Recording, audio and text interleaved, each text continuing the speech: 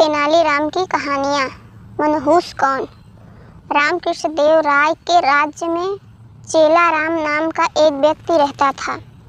वह राज्य में इस बात से प्रसिद्ध था कि अगर कोई सुबह सवेरे उसका चेहरा सबसे पहले देख ले तो उसे दिन भर खाने को कुछ नहीं मिलता। लोग उसे मनहूस कहकर पुकारते थे।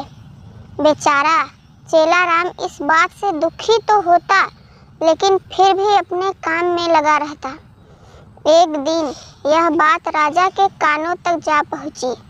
राजा इस बात को सुनकर बहुत उत्सुक हुए।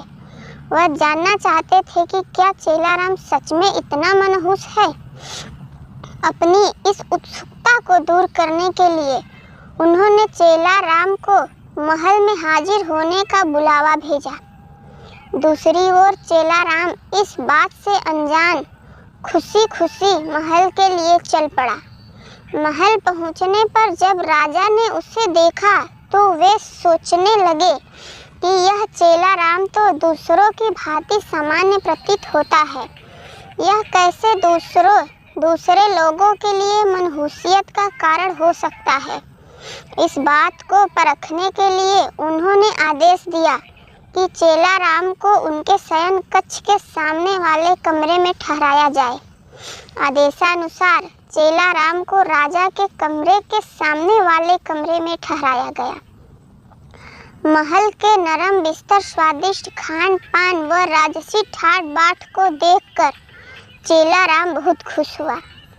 उसने भर पेट खाना खाया और रात को जल्दी ही सो गया। अगली सुबह जल्दी ही उसकी आंख खुल गई, लेकिन वह बिस्तर पर ही बैठा रहा। इतने में राजा कृष्णदेव राय उसे देखने के लिए कमरे में आए। उन्होंने चेलाराम को देखा और फिर अपने हर रोज के जरूरी काम के लिए चले गए। उस दिन संयोगवश ही राजा को सभा के लिए जल्दी जाना पड़ा, इसलिए उन्होंने सुबह का नाश्ता नहीं किया। सभा की बैठक दिन भर इतनी लंबी चली कि सुबह से शाम हो गई, लेकिन राजा को भोजन करने का समय न मिला। थके हारे भूखे राजा शाम को भोजन के लिए बैठे ही थे कि परोसे हुए खाने में मक्खी पड़ी। देखकर उन्हें बहुत गुस्सा आया। उन्होंने भोजन न करने का निर्णय किया। भूख व थकान से राजा का बुरा हाल तो था ही, ऐसे में गुस्से में आकर उन्होंने इस बात का दोषी चेलाराम को ठहराया। उन्होंने स्वीकार कर लिया कि वह एक मनहूस व्यक्ति है तथा जो कोई भी सुबह सुबह उसका चेहरा देख ले तो उसे दिन भर अन्न का एक निवाला भी नसीब नहीं होता। उन्होंने गुस्से में आकर चेलाराम को मृत्युदंड की सजा सुनाई और कहा कि ऐसे व्यक्ति को राज्य में जीने का कोई अधिकार नहीं है। जब यह बात चेलाराम को पता चली तो वह भागा भागा तेनालीराम के पास पहुंचा। उससे मालूम था कि इस राजा से उसे केवल तेनालीराम ही बचा सकते हैं।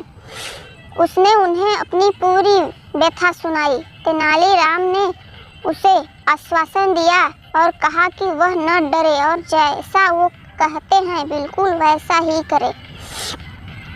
अगले दिन फांसी के समय चेलाराम को लाया गया।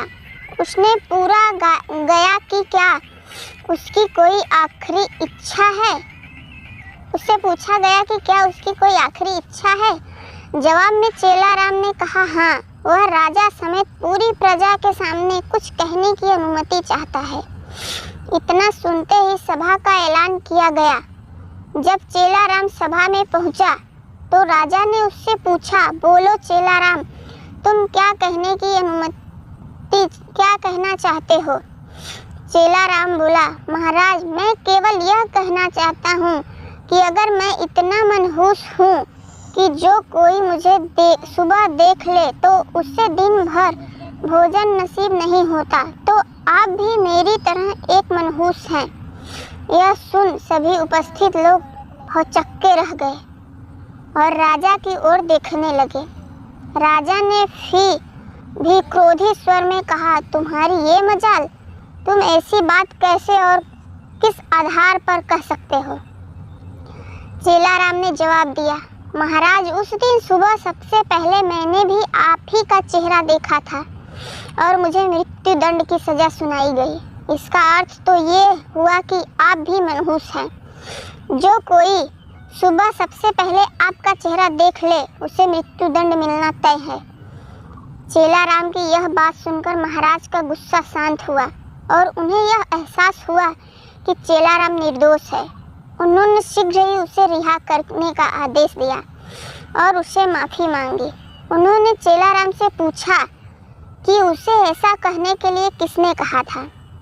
चेला राम ने जवाब दिया, तेनालीराम के अलावा कोई और मुझे मृत्यु दंड से नहीं बचा सकता था, इसलिए मैंने उन्हें समक्ष जाकर अपने प्राणों की गुहार लगाई थी। यह सुनकर महाराज अत्यंत प्रसन्न हुए और उन्होंने तेनालीराम की खूब प्रशंसा की। उनकी बुद्धिमानी को देख महाराज ने उन्हें रत्न जड़ित सोने का हार इनाम स्वरूप दिया। कहानी से सीख। तेनालीराम की इस कहानी से हमें यह शिक्षा मिलती है कि बिना सोचे विचारे हम किसी की भी बातों में नहीं आना चाहिए। कहानी अच्छी लगे तो प्लीज़ लाइक करें, सब्सक्राइब करें, कमेंट करें।